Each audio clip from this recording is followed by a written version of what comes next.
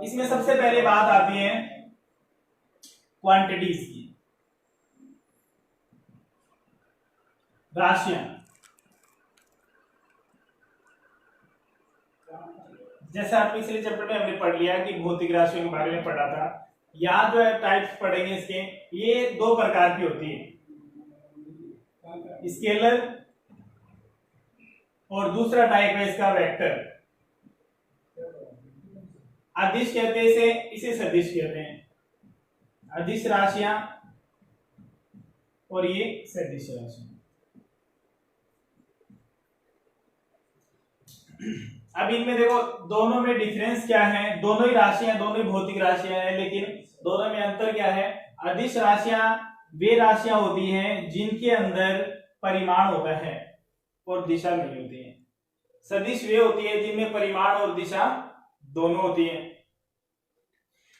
अब देखो परिमाण और दिशा क्या है। परिमाण के बारे में, मैग्नीट्यूड के बारे में पिछले चैप्टर में हम पढ़ चुके हैं कि कोई भी वैल्यू, जैसे मैंने आप बात की थी पहले भी कि 5 इस तरह से लिखा है तो इसके आगे सेकंड लिख दिया, इसके आगे मीटर लिख दिया, तो इसके आगे जो वैल्यू लिखी है ये मैग्नीट्यूड है। जो डिजिट लिखी है, जो अंक लिखे रहते हैं वो मैग्नीट्यूड है, वो उसका परिमाण है। यानी परिमाण जो है वो तो होना कंपलसरी है, वो नहीं है इसका मतलब अगर इसके आगे लिख दें, इसके आगे इसको हटा दें, इसका मतलब ये कुछ नहीं है, इसका कोई सेकंड मीटर लिख दिया आगे, इसका कोई महत्व नहीं है। इसका मतलब क्या हुआ कि मैग्नीट्यूड जो है वो तो सभी में होता ही होता है, इसमें भी मैग्नीट्यूड है, इसमें भी। विदाउट मैग्नीट्यूड कोई भी जो क्वांटिटी है वो पॉसिबल नहीं है, हो ही नहीं सकती कोई क्वांटिटी। और उसके अलावा एक वैल्यू बचती है, वो क्या है, वो है दिशा। ऐसी राशियां जिनमें हमें परिमाण, मैग्नीट्यूड और दिशा दोनों के बारे में पता चलता है, वो इस पार्ट में आती है। सदिश राशियां परिमाण प्लस दिशा दोनों के बारे में पता चलता है, वो सदिश राशियां होती है। और जिसमें केवल परिमाण का पता चलता है, इसमें दिशा नहीं होती, तो वो अदिश राशियां होती है। ये सिंपल सी इसकी डेफिनेशन है। अब इसको इसी आधार पे राशियों को दो भागों में बांट दिया, तो उनके एग्जांपल्स भी है। जो सभी राशियां जो है वो या तो अदिश होगी या सदिश होगी, दोनों में से कुछ ना कुछ होगी। जैसे अगर बात करें दूरी, दूरी मापे तो दूरी कैसे माप सकते हैं, वृत्ताकार पथ पे भी ले सकते हैं, टेढ़ी मेढ़ी दूरी, जिगजैग मोशन जो है वो भी हो सकता है। तो उसमें कोई दिशा, निश्चित दिशा नहीं होती है, इसलिए ये क्या हो गया, ये अदिश राशि का उदाहरण है। इसी का एक पार्ट हमारे नेक्स्ट चैप्टर में पढ़ेंगे, इसकी डिटेल, वो है विस्थापन। इनमें अंतर बाद में देखेंगे क्या होता है। विस्थापन, डिस्प्लेसमेंट, डिस्टेंस जो है वो स्केलर है, डिस्प्लेसमेंट जो है वो वेक्टर है। इसका मात्रक मीटर होता है, इसका भी मीटर होता है, दोनों में। लेकिन दोनों में क्या डिस्टेंस है, क्या डिफरेंस है। इसमें अगर जो डिस्टेंस है वो एक फिक्स डायरेक्शन में होती है तो उसको डिस्प्लेसमेंट बोल देते हैं, और जो फिक्स डायरेक्शन में नहीं होती है उसको डिस्टेंस बोल देते हैं। इतना ही है। इसी तरह से स्पीड लें और इधर लें वेलोसिटी, तो इनके अंदर भी क्या डिफरेंस है। स्पीड जो है वो एक स्केलर क्वांटिटी है, वेलोसिटी जो है वो एक वेक्टर क्वांटिटी है। ये अदिश राशि है और ये सदिश राशि है, दोनों का मात्रक मीटर प्रति सेकंड होता है। इसी तरह और भी बहुत सी राशि, जैसे मास है, द्रव्यमान, वो स्केलर में आता है। फोर्स जो है वो वेक्टर में आता है। वर्क जो है, कार्य, वो स्केलर में आता है। एनर्जी जो है वो स्केलर में आती है। या ले टाइम, टाइम स्केलर में आता है। फिर बल आघूर्ण, कोणीय संवेग,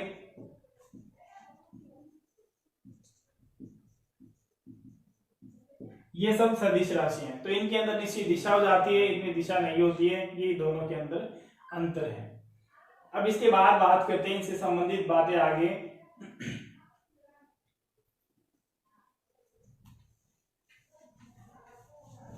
ये तो हो गई सदिश और अदिश राशियों में अंतर। तो जिनमें डायरेक्शन का नहीं पता चलता वो अदिश राशियां, अदिश का मतलब बिना दिशा के, और सदिश का मतलब दिशा के साथ, और मैग्नीट्यूड दोनों में ही होगा। अब आगे इसमें लेते हैं इसके प्रकार। सदिश, सदिश राशियां, सदिश जो है इनको व्यक्त करने के लिए क्या किया जाता है, एक एरो का यूज किया जाता है, एरो का। इस एरो के अंदर दो बातें, एक तो इसके अंदर डायरेक्शन है, एक इसकी लेंथ है। जो लेंथ है वो तो इसका मैग्नीट्यूड बताती है, और जो इसका एरो है वो इसकी डायरेक्शन बताता है कि इसकी दिशा किधर है, और इसकी लंबाई जो है वो इसका परिमाण बताती है कि क्या है। इसके आधार पर इनको भी अलग अलग भागों में अलग अलग परिभाषित किया गया है। ज्यादा महत्वपूर्ण बातें नहीं है वो, लेकिन फिर भी थोड़ा रफली अपने डिस्कस कर लेते हैं। जैसे समान, इनको अलग अलग भागों में बांटा गया है। उसमें पहला है समान सदिश, समान सदिश, इक्विवेलेंट वेक्टर। समान सदिश ऐसे सदिश जो क्या परिमाण और दिशा दोनों में ही समान होते हैं, उनको समान सदिश कहते हैं। इनके नाम में ये सबकी डेफिनेशन, इसलिए ज्यादा इतना महत्वपूर्ण है। ये एक वेक्टर है, ये दूसरा वेक्टर है, तो समझने के लिए केवल हम इनका यूज कर रहे हैं। दोनों वेक्टर में क्या है, लंबाई भी इक्वल है। बस इतना पता होना चाहिए कि लंबाई जो मैग्नीट्यूड को बताती है, एरो डायरेक्शन को बताता है, तो डायरेक्शन भी सेम है, एक ही डायरेक्शन सेम है, और मैग्नीट्यूड इनकी लेंथ भी बराबर है। इसलिए ये दोनों जो वेक्टर है वो एक जैसे हैं, इसलिए इनको इक्विवेलेंट वेक्टर कह देते हैं। फिर अब बात आती है दूसरा अनइक्विवेलेंट, अनइक्विवेलेंट वेक्टर। अनइक्विवेलेंट वेक्टर में क्या होगा, असमान सदिश। असमान में इसके अंदर देखो दो बातें आ रही हैं, एक तो आ रहा है मैग्नीट्यूड और एक आ रही है डायरेक्शन। अगर डायरेक्शन अलग अलग है, मैग्नीट्यूड एक जैसे है, तो भी वो अनइक्विवेलेंट है। डायरेक्शन एक जैसी है लेकिन मैग्नीट्यूड अलग अलग है, तो भी अनइक्विवेलेंट है। और दोनों ही अलग अलग है तो भी अनइक्विवेलेंट है। जैसे एग्जांपल ले अपने, ये इसके अंदर ये वेक्टर है, ये दूसरा वेक्टर है। इनके अंदर डायरेक्शन में थोड़ा सा डिफरेंस है, लेकिन लेंथ बराबर है। लेंथ बराबर है तो क्या हो गया, मैग्नीट्यूड बराबर हो गया, लेकिन डायरेक्शन अलग अलग होगी। दूसरा, डायरेक्शन सेम ले लें, मैग्नीट्यूड अलग अलग। अब ये डायरेक्शन इसकी भी यही है और इसकी भी यही है, डायरेक्शन सेम है लेकिन मैग्नीट्यूड अलग अलग है। दूसरी बात, ऐसे लें, इसमें डायरेक्शन भी अलग है, मैग्नीट्यूड भी अलग है, इसीलिए ये सारे क्या होंगे, अनइक्विवेलेंट वेक्टर होंगे। इसके बाद फिर इसका एक टाइप आता है नल वेक्टर। इसको जीरो वेक्टर भी कहते हैं, शून्य वेक्टर। शून्य वेक्टर का मतलब जिसकी वैल्यू, जिसका मैग्नीट्यूड जीरो, इसका मतलब उसको हम ड्रॉ कर ही नहीं सकते, बढ़ा ही नहीं सकते, क्योंकि उसकी मैग्नीट्यूड जीरो है, तो इसका मतलब इसकी लंबाई जीरो है, तो जीरो को नहीं बढ़ाया जा सकता, उसको जीरो वेक्टर कह देते हैं, शून्य वेक्टर कह देते हैं। अब इसमें सबसे इंपॉर्टेंट बात आती है, वो है इकाई सदिश। केवल एक ये जो है, इससे संबंधित क्वेश्चन पूछे जाते हैं, और ये महत्वपूर्ण है, जिसका आगे यूज भी होता है। ये इसकी कॉमन बातें हैं कि वेक्टर जो है वो किस प्रकार से शो किए जाते हैं, क्या क्या डिफरेंस रहते हैं उनमें। यूनिट वेक्टर कहते हैं इसे, यूनिट वेक्टर, इकाई सदिश। यूनिट का मतलब क्या है, यूनिट वन, यानी ऐसा वेक्टर जिसका जो परिमाण है, मान है, वो क्या हो, यूनिट हो, उसको कहते हैं यूनिट वेक्टर। तो वो किसी वैल्यू के साथ लग जाए तो उसको वेक्टर क्वांटिटी में कन्वर्ट कर देता है, यानी उसको वेक्टर क्वांटिटी फॉर्म में शो करता है, लेकिन उसके मल्टीप्लाई होने से रिजल्ट पे कोई फर्क नहीं पड़ता, क्योंकि यूनिट है, उसका मैग्नीट्यूड यूनिट है, तो 1 से मल्टीप्लाई करेंगे तो वही वैल्यू रहेगी। यानी ऐसा सदिश जिसका जो मैग्नीट्यूड है, जिसका परिमाण जो है वो यूनिट हो, इकाई हो, उसको यूनिट वेक्टर कहते हैं। अब इसको शो कैसे करते हैं, इसको आर कैप से शो करते हैं, आर कैप, स्मॉल आर और उसके ऊपर कैप लगाते हैं, इसे कहते हैं are cap, is equal to are vector upon R. अब देखो तीनों ही आर लिखे और तीनों ही स्मॉल आर है, लेकिन तीनों आर में डिफरेंस है। ये आर कैप है, ये आर वेक्टर है, और ये आर है नॉर्मल। अब इसमें और इनमें क्या अंतर है, ये तो यूनिट वेक्टर हो गया और ये इसकी वेक्टर क्वांटिटी है, और स्मॉल आर ये जो लिखा है डिवाइड में, ये इसका मैग्नीट्यूड है। मैग्नीट्यूड का मतलब है इसका परिमाण है। ये नहीं है कि दोनों एक जैसे हैं वेक्टर। इसको दूसरा तरीका, अब इसको लिखने के तरीके देख लिया हम क्या क्या है, किस प्रकार से इसको व्यक्त कर सकते हैं, और फिर आगे इनकी जो वैल्यूज है वो कैसे निकालते हैं। इसमें से न्यूमेरिकल आता है, इस पार्ट में से कोई वैल्यू अगर ऐसी लिखी है, ए लिखा है, तो इसका मतलब है ये मैग्नीट्यूड है। अगर ए वेक्टर लिखा है, उसके ऊपर एरो लगा दिया, इसका मतलब इसकी दिशा भी है, तो ये एक सदिश राशि है।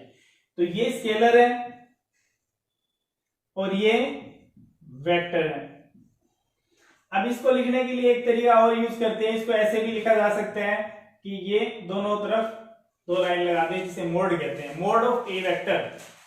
ये भी एक स्केलर क्वांटिटी है, यानी इसका मतलब और इसका मतलब दोनों का मतलब बराबर है। ये वेक्टर क्वांटिटी है, वेक्टर क्वांटिटी का मैग्नीट्यूड लेंगे तो उसको विदाउट वेक्टर लिख दो या उसको इस तरह से लिख दो, इस फॉर्म में लिख दें, तो भी ये क्या है, मैग्नीट्यूड है।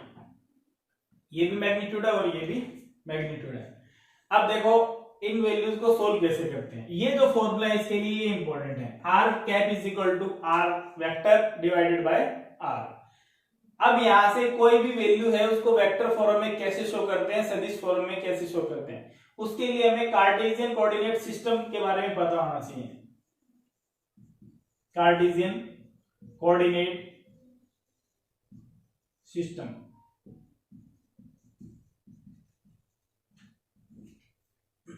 कार्तीय निर्देशांक पद्धति। कार्तीय निर्देशांक पद्धति का मतलब है कि उसको एक्सिस फॉर्म में व्यक्त किया जा सके। जैसे 10 तक नॉर्मली हम लेते हैं, मैथ्स के अंदर ये काफी डिटेल आती है, जो रेखीय समीकरण होती है उनके अंदर सोल्व करते हैं, उनके बारे में ग्राफ ड्रॉ किया जाता है। Values x + y = 2, 2x + 3y = 5 दे दिया, उसमें अपने को एक लाइन ड्रॉ करनी है क्योंकि वो रेखा की समीकरण होती है। तो उसमें दो वैल्यू रहती है x और y, तो उसमें एक्सिस भी दो रहती है, यानी नॉर्मली तीन तरह से इसको लिया जा सकता है। कार्टेशियन जो कोऑर्डिनेट सिस्टम है, ये पार्ट चल रहा है भी, लेकिन इसके लिए हमें पहले ये पता होना चाहिए, फिर हम उस तक पहुंचेंगे, फिर सोल्व करेंगे। कार्टेशियन कोऑर्डिनेट सिस्टम जो वो तीन प्रकार का होता है। पहला आता है 1D, नेक्स्ट चैप्टर में काइनेमेटिक्स पढ़ेंगे, उसमें भी इसकी बात करेंगे। 1D का मतलब होता है वन डायमेंशनल, एक विमीय। एक विमीय मतलब जिसके अंदर एक ही विमा हो, एक ही डायमेंशन हो, एक ही एक्सिस हो। एक ही एक्सिस को ऐसे समझ सकते हैं कि अगर बहुत ही पतला धागा अगर लटका दिया जाए तो उसमें एक ही एक्सिस है, उसकी जो चौड़ाई है उसको हम नेग्लिजिबल मान सकते हैं, वो न के बराबर, उसके अंदर एक ही एक्सिस है। दूसरी होती है 2D। 2D का मतलब टू डायमेंशनल, जिसके अंदर दो एक्सिस होती है, इसके अंदर एक ही एक्सिस है, इसके अंदर दो एक्सिस हो जाती है। दो एक्सिस किसमें होती है, जो सतह होती है उसके अंदर जितनी भी सतह रहती है, कोई भी सरफेस लेते हैं, वो सारे टू डायमेंशनल होते हैं। जैसे बोर्ड है, इस पे जो हम लिख रहे हैं वो 2D में है, उसको हम कोई भी एक पॉइंट मान लें तो उस पॉइंट से उसकी दो स्थितियां आ जाएगी। जैसे हमने ये यहाँ x लिख दिया और इसको यहां से देखें तो यहां से देखें तो इसकी दो स्थिति होगी, ऐसे जाएंगे तो एक तो ये यहां से स्ट्रेट कितना है, एक ये यहां से हाइट पे कितना है, तो ये x एक्सिस हो जाएगी और ये वाली हो जाएगी y एक्सिस। इसलिए इसके कंपोनेंट जो है वो x y इस फॉर्म में 9th 10th में इस फॉर्म में इसको व्यक्त करते हैं अपने। इन्हीं का यूज करते हुए हम थोड़ा सा आगे इसको वेक्टर फॉर्म के अंदर कन्वर्ट कर देंगे। तो 2D के अंदर क्या होता है, जो भी प्लेन होती है, जो सरफेस होता है, वो सरफेस सारे जो एग्जांपल है वो 2D के हैं, टू डायमेंशन। तो सिंपल ये कह सकते हैं कि इसमें एक ही कोऑर्डिनेट सिस्टम होता है, एक ही डायमेंशन होती है, एक ही विमा होती है। इसके अंदर जैसे मान ले x है तो अकेला x होगा, ये नहीं कि x ही है, y एक्सिस भी हो सकती है, y है तो ओनली y रहेगी, z है तो ओनली z रहेगी। 2D के अंदर क्या है, 2D के अंदर दो हो जाएगी इस तरह से, x एक्सिस हो जाएगी ये और ये y एक्सिस हो जाएगी। इसके अंदर अगर कोई पॉइंट है P, तो उसके जो कोऑर्डिनेट होंगे, उसके जो निर्देशांक होंगे वो दो होंगे, x और y। इसी तरह से फिर तीसरा आता है 3D, three dimensional system. 3D का मतलब उसके अंदर एक्सिस हो जाती है x, y और z, तो तीन एक्सिस हो जाएगी। और ये इसका जो एग्जांपल है वो ले सकते हैं, एयर में अगर कोई भी मूवमेंट हो रहा है तो वो सारे 3D के अंदर आते हैं। 3D के अंदर जो नॉर्मली विजुअल लाइव जब प्रेजेंटली एक दूसरे के सामने बैठकर हम एक दूसरे को देखते हैं तो वो भी 3D फैक्टर होता है। जब स्क्रीन पर जब हम देखते हैं, मूवी देखते हैं, तो उसके अंदर 2D जो है वो विजुअलाइजेशन दिया जाता है। अब 3D में अगर मान लो कोई पक्षी उड़ रहा है तो वो 3D में आता है, क्योंकि उसकी 3 एक्सिस हो जाती है, लंबाई भी हो जाती है, चौड़ाई भी हो जाती है और ऊंचाई भी हो जाती है, उसको ग्राउंड से हाइट भी ले सकते हैं। इसके 2D के अंदर दो ही पॉइंट रहते हैं, दो ही सरफेस में दो ही वैल्यू रहती है। हम इसमें ये देख सकते हैं, यहाँ से इसकी लंबाई कितनी है, यहाँ से इसकी चौड़ाई कितनी है, इसकी ऊंचाई को नहीं देख सकते। और क्योंकि जो भी हमने यहाँ अक्षर लिखे हैं वो सारे देखो बोर्ड के ऊपर ही लिखे हुए हैं, इसे इसके ऊपर यहाँ हाइट पर नहीं है, ऊंचाई पर ऐसे यहाँ नहीं लिख सकते हम। अगर यहाँ लिखते हैं तो फिर ये एक एक्सिस जेड एक्सिस और आ जाती, तो ये वैल्यू जो आ जाती वो 3D के अंदर हो जाती। तो 2D में 1D में एक ही एक्सिस रहती है, एक्स कहते हैं, वाई कहते हैं, जेड कहते हैं। 2D में दो एक्सिस हो जाती है, एक्स और वाई हो जाती है। इसके जो एग्जांपल है वो प्लेन है। तो प्लेन की जो सतह की जो स्ट्रक्चर्स होती हैं वो भी सारी 2D में आती है, जैसे वृत्त है, सर्कल, वर्ग है, स्क्वायर। ये दोनों जो आकृतियां हैं उनको हम 3D में नहीं बना सकते। वृत्त अगर आपको कहते हैं हवा में वृत्त बनाओ तो नहीं बना सकते हम उसको, पेज भी बना सकते हैं तो पेज भी एक सतह हो गया, बोर्ड भी बना सकते हैं तो बोर्ड भी एक सतह है। तो ये 2 डायमेंशनल स्ट्रक्चर है।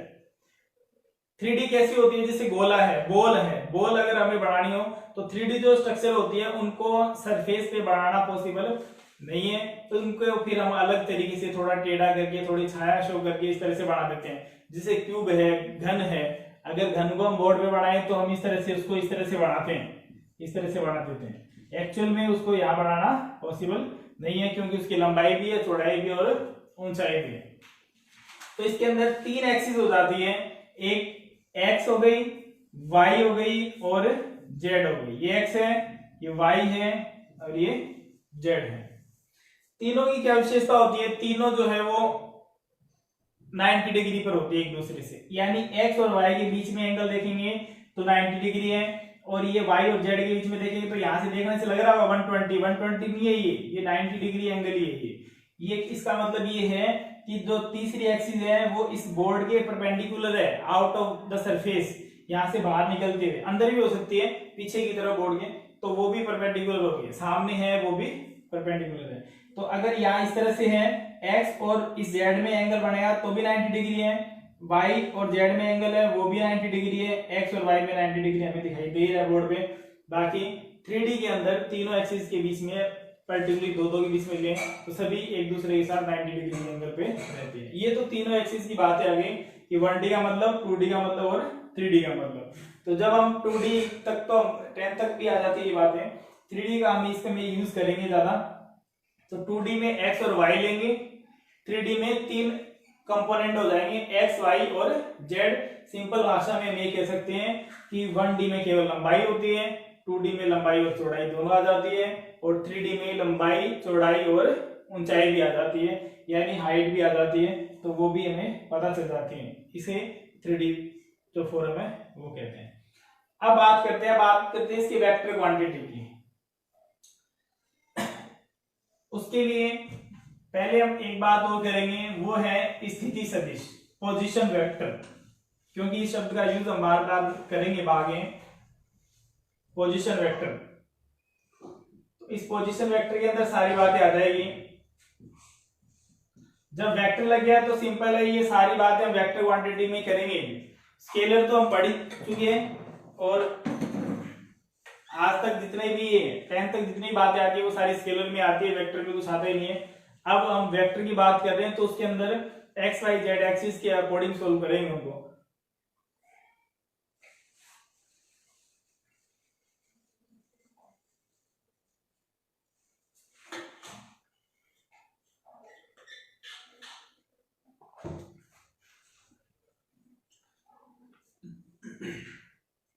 पोजीशन वेक्टर क्या है?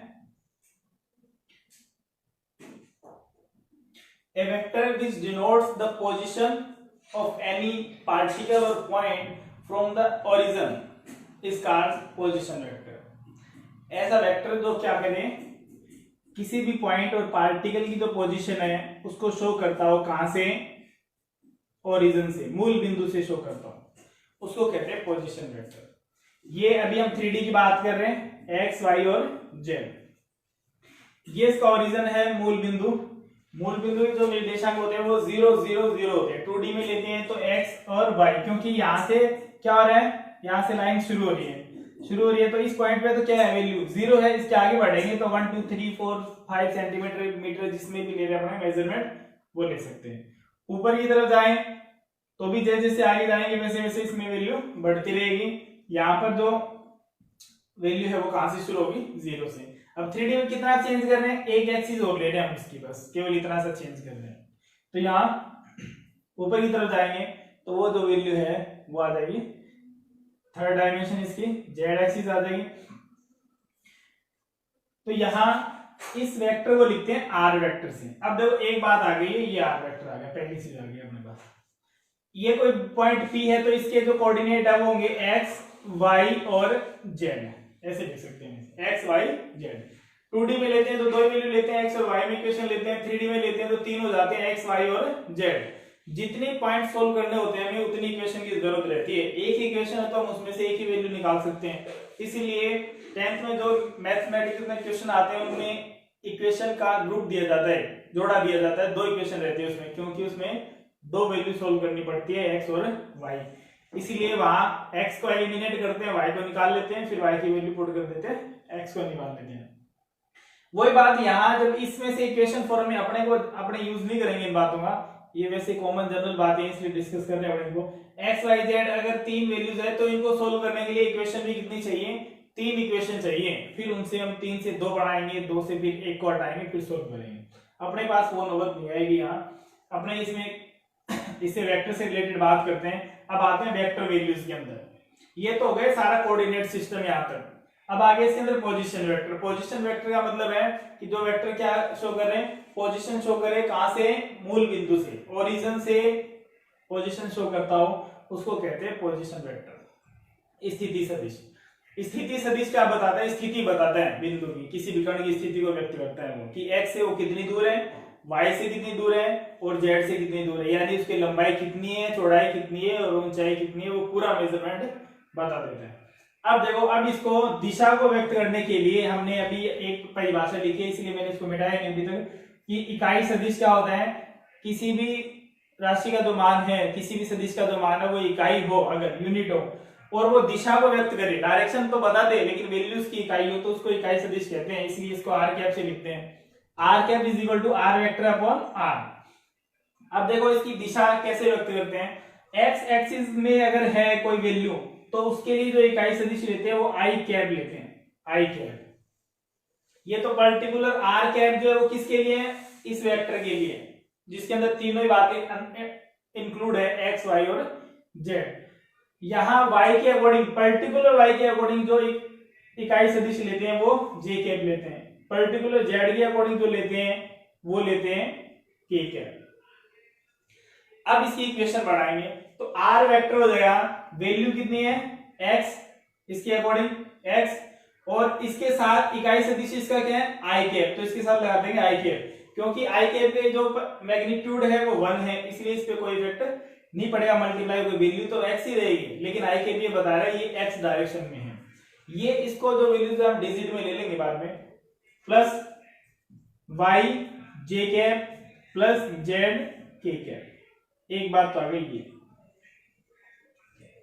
यहां तक पहुंच गए हम इसके वेक्टर क्वांटिटी तक कि वेक्टर फॉर्म जो है वो इसकी होगी x i cap plus y j cap plus z k cap. इसके अंदर दो बातें सब में, एक्स वाई जेड जो आ रहे हैं कंपोनेंट जो है वो तो है मैग्नीट्यूड, एक्स के अकॉर्डिंग, वाई के अकॉर्डिंग और जेड के अकॉर्डिंग। आई कैप, जे कैप और के कैप जो है वो है यूनिट वेक्टर, एक्स के अकॉर्डिंग, वाई के अकॉर्डिंग और जेड के अकॉर्डिंग। तो ये सबको जो सबका सम कर दिया हमने, ये आ गया आर वेक्टर, और आर की वेक्टर जो है वो उस पॉइंट को ओरिजिन से शो करता है, तो उसके अंदर एक्स भी है, वाई भी है और जेड भी है, तीनों बातें हैं। अब इसका मैग्नीट्यूड निकालते हैं। मैग्नीट्यूड को लिखने के मैंने बताया अभी दो तरीके हैं, कि आप इसको आर के ऊपर वेक्टर नहीं लगा रहे तो भी ये मैग्नीट्यूड है। दूसरी बात, आप इसका ये मैग्नीट्यूड का सिंबल है कि कोई भी वैल्यू है वेक्टर तो उसके दोनों मॉडल का सिंबल बना दे, इसका मतलब हम उसका मैग्नीट्यूड निकाल रहे हैं। मैग्नीट्यूड निकालने के लिए क्या करते हैं, under root of I cap का जो कोफिशिएंट है उसका square plus J cap coefficient square plus K cap का जो कोफिशिएंट है जेड उसका स्क्वायर। तो इसका मैग्नीट्यूड आ गया X square plus Y square plus Z square का अंडर रूट। ये आ गया आर वेक्टर, ये आ गया आर और ये आ गया आर कैप।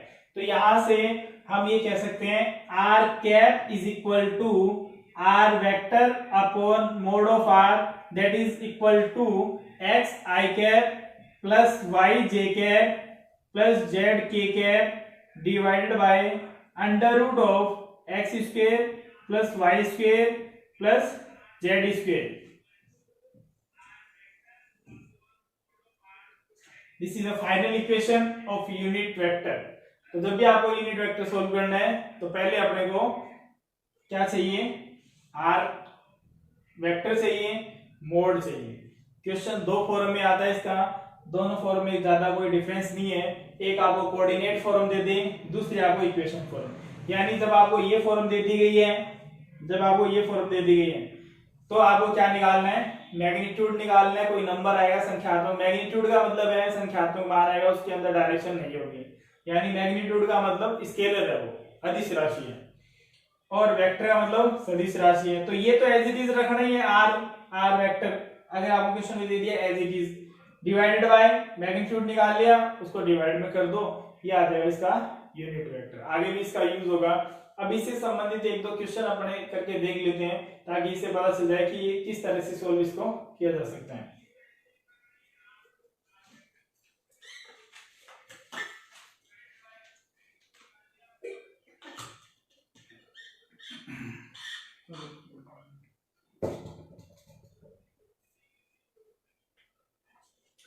अब देखो इसका क्वेश्चन करते हैं। क्वेश्चन करने के लिए आपको ये सारे कंसेप्ट क्लियर होने चाहिए। R cap is equal to are vector upon mod of R, and P is a point of position vector.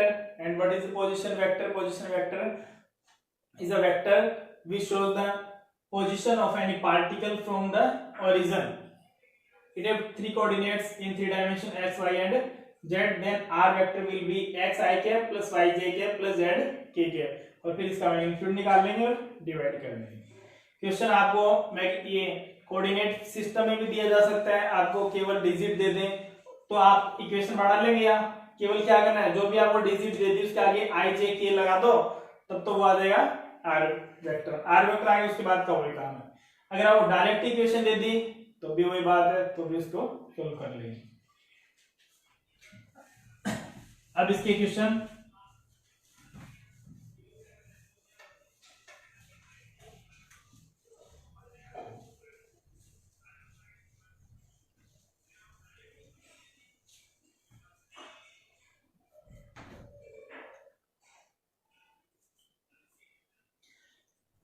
जैसे आपको ये दे दें, किसी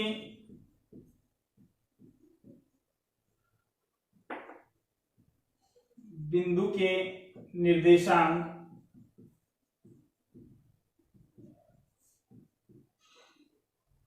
2, 3, 1 है, इसका इकाई सदिश